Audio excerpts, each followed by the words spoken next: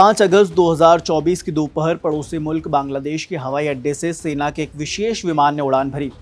AJAX 1431 call sign वाले C-130 military helicopter में खुद बांग्लादेश की प्रधानमंत्री शेख हसीना सवार थी। मगर तब तक प्रदर्शनकारियों के दबाव में शेख हसीना ने अपना इस्तीफा दे दिया था। हिंसा के बीच बांग्लादेश में तख्ता पलट हो गया था। हालात इतने बेकाबू हो गए थे कि शेख हसीना को देश छोड़कर भागना पड़ा। मगर इस पूरे मामले में दिलचस्प मोड़ तब आया जब विमान 5:36 पर भारत की राजधानी दिल्ली से सटे हिंडन एयरबेस पर उतरा। विमान को भारतीय वायुसेना के C-17 और C-130J सुपर हरक्यूलिस विमान के हैंगर के पास पार्क किया गया।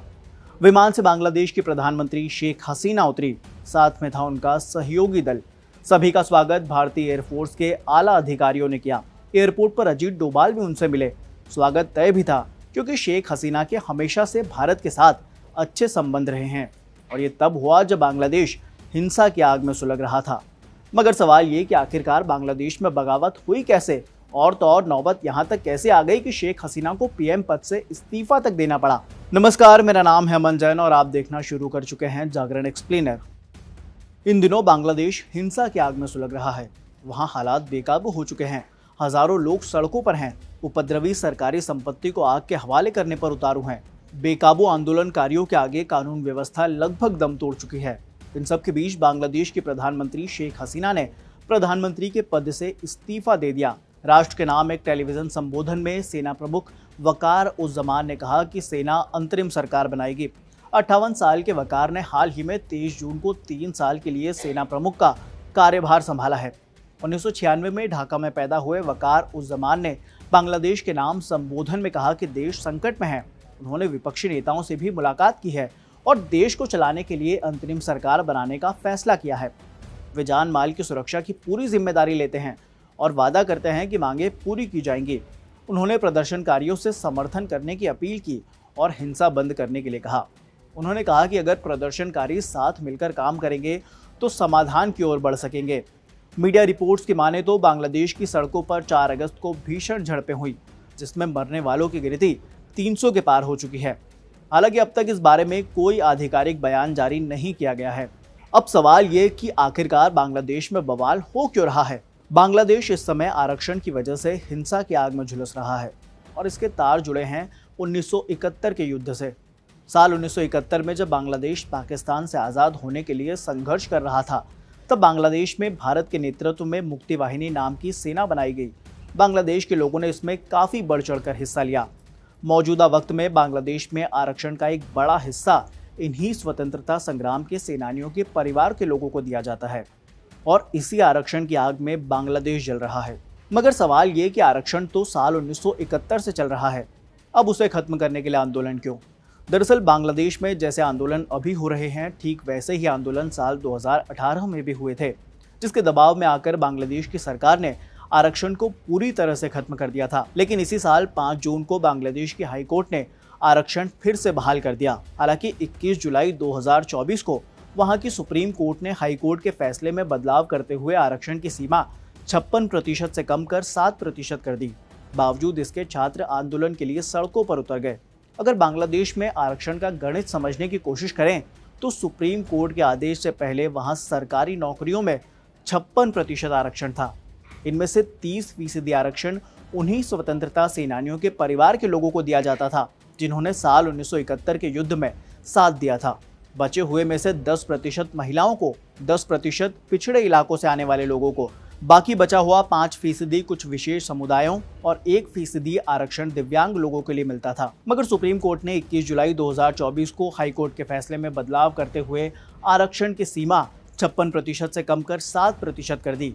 इनमें 5% स्वतंत्रता सेनानियों के परिवार को, जो पहले 30% था, और 2% एथनिक माइनॉरिटी, ट्रांसजेंडर और दिव्यांगों के लिए तय कर दिया गया। बांग्लादेश की सुप्रीम कोर्ट ने कहा कि 93% नौकरियां मेरिट के आधार पर ही मिलेंगी। सिर्फ 7% आबादी को ही आरक्षण का लाभ मिलेगा। अब एक सवाल और, प्रदर्शनकारी आखिर शेख हसीना का इस्तीफा क्यों मांग रहे थे? दरअसल सुप्रीम कोर्ट ने हाईकोर्ट का फैसला बदला तो प्रदर्शन भी धीमे होने लगे। हाईकोर्ट के फैसले के बाद हुए विरोध प्रदर्शन का नेतृत्व कर रहे 6 लोगों को डिटेक्टिव ब्रांच ने सुरक्षित रखने के नाम पर 6 दिनों तक हिरासत में रखा। इनमें से 3 घायल थे, उनका हॉस्पिटल में इलाज चल रहा था। डिटेक्टिव ब्रांच के अधिकारी इन तीनों को अस्पताल से उठाकर ले गए। इनसे आंदोलन को वापस लेने के लिए जबरदस्ती वीडियो बनवाया गया। जब आंदोलनकारी नेता कैद में थे तब गृह मंत्री कमाल ने यह दावा किया कि इन लोगों ने अपनी मर्जी से आंदोलन खत्म करने की बात कही है। जब आंदोलनकारियों को छोड़ा गया और इस पूरी घटना का खुलासा हुआ तो प्रदर्शनकारियों का गुस्सा और भड़क गया। प्रदर्शनकारी मांग करने लगे कि प्रधानमंत्री शेख हसीना सार्वजनिक तौर पर माफी मांगे और प्रधानमंत्री पद से अपना इस्तीफा दें। नौकरियों में आरक्षण को लेकर आंदोलन कर रहे प्रदर्शनकारी हिंसा और मौतों के लिए शेख हसीना की सरकार को जिम्मेदार मानने लगे। उधर शेख हसीना के विरोधियों ने भी उनकी सरकार पर प्रदर्शनकारियों के खिलाफ जरूरत से ज्यादा बल प्रयोग करने का आरोप लगाया और इसीलिए शेख हसीना के इस्तीफे की मांग और तेजी से उठी। हालांकि सरकार बराबर इन आरोपों से इनकार करती रही और शेख हसीना और उनकी सरकार ने इस प्रदर्शन की शुरुआत में कहा कि नौकरियों में आरक्षण को लेकर हो रहे विरोध प्रदर्शन में छात्र शामिल नहीं थे। इसी के साथ झड़पों और आगजनी के लिए इस्लामिक पार्टी, जमात इस्लामी और मुख्य विपक्षी दल बांग्लादेश नेशनलिस्ट पार्टी को जिम्मेदार ठहराया। 4 अगस्त को दोबारा हिंसा भड़कने के बाद हसीना ने कहा कि जो लोग हिंसा कर रहे हैं वो छात्र नहीं बल्कि आतंकवादी हैं जो बांग्लादेश को अस्थिर करना चाहते हैं। फिलहाल 15 साल तक राजनीतिक ऊंचाइयों पर राज करने के बाद शेख हसीना की सत्ता का पतन हो चुका है। वो देश छोड़कर जा चुकी हैं। ऐसे में एक सवाल और खड़ा होता है कि क्या बांग्लादेश भी म्यांमार और पाकिस्तान की राह पर है या फिर चीन की चालबाजियों के आगे वहां के लोकतंत्र ने घुटने टेक दिए हैं, या वहां हालात इस कदर खराब हो चुके हैं कि प्रधानमंत्री तक को देश छोड़कर भागना पड़ा है। दरअसल बांग्लादेश की राजधानी ढाका हुड़दंगियों के हवाले हो चुकी है। यहाँ तक कि शेख हसीना जिस प्रधानमंत्री आवास में रहती थी अब उग्रवादियों ने उसे भी अपने कब्जे में ले लिया है। गृह मंत्री का घर आग के हवाले हो चुका है। सत्ताधारी पार्टी के दफ्तर को जला दिया गया है। इतना ही नहीं, प्रदर्शनकारियों ने तो बांग्लादेश के निर्माता और शेख हसीना के पिता बंगबंधु शेख मुजीबुर रहमान की मूर्ति तक को तोड़ दिया। 5 अगस्त को शेख हसीना इस्तीफा देने के पहले विदाई भाषण दे रही थी कि अचानक आंदोलनकारी वहां पहुंच गए और हसीना को जान बचाकर वहां से भागना पड़ा। सूत्रों की माने तो सेना ने शेख हसीना को इस्तीफा देने के लिए सिर्फ 45 मिनट का समय दिया था, जिसके बाद उन्होंने जल्दबाजी में राष्ट्रपति मोहम्मद शहाबुद्दीन को अपना इस्तीफा सौंप दिया। हसीना के इस्तीफे के बाद हालात इतने खराब हैं कि पूरे देश में अनिश्चितकाल के लिए कर्फ्यू लगा दिया गया है। बाजार, बैंक और कंपनियों पर ताले डाल दिए गए हैं। स्कूलों और कॉलेजों में छुट्टी कर दी गई है। इस प्रदर्शन को दबाने के लिए देश में इंटरनेट पर तक बैन लगा दिया गया है। अब शेख हसीना के राजनीतिक सफर पर एक नजर डालते हैं। 76 साल की शेख हसीना इसी साल जनवरी में लगातार चौथी बार बांग्लादेश की प्रधानमंत्री बनी थी। जनवरी में हुए आम चुनाव में हसीना की पार्टी अवामी लीग ने 300 संसदीय सीटों में से 204 सीटों पर जीत दर्ज की थी, जबकि हसीना ने लगातार 8वीं बार चुनाव जीता था। पहली बार हसीना 1986 में चुनाव जीतकर संसद पहुंची थी। प्रधानमंत्री के तौर पर उनका यह 5वां कार्यकाल था। पहली बार वे साल 1996 से 2001 तक प्रधानमंत्री रहीं। इसके बाद साल 2009 में फिर प्रधानमंत्री बनी। तब से 5 अगस्त 2024 तक सत्ता में काबिज रहीं। बांग्लादेश के लोग शेख हसीना के पिता शेख मुजीबुर रहमान को राष्ट्रपिता मानते हैं। दरअसल मुजीबुर रहमान ने ही भारत से मदद मांगकर बांग्लादेश को पाकिस्तान से आज़ाद कराया था। इसलिए मुजीबुर रहमान को भारत में बंगबंधु के नाम से भी बुलाया जाता है। जब बांग्लादेश बना तब वहाँ के हालात सही नहीं थे। तब शेख हसीना के पिता मुजीबुर रहमान ने शेख हसीना को भारत में रखा था। इसीलिए शेख हसीना के बचपन से लेकर पढ़ाई लिखाई तक सब भारत में ही हुई। यही वजह है कि बांग्लादेश से जान बचाकर भागने के बाद हसीना ने सबसे पहले भारत का ही रुख किया।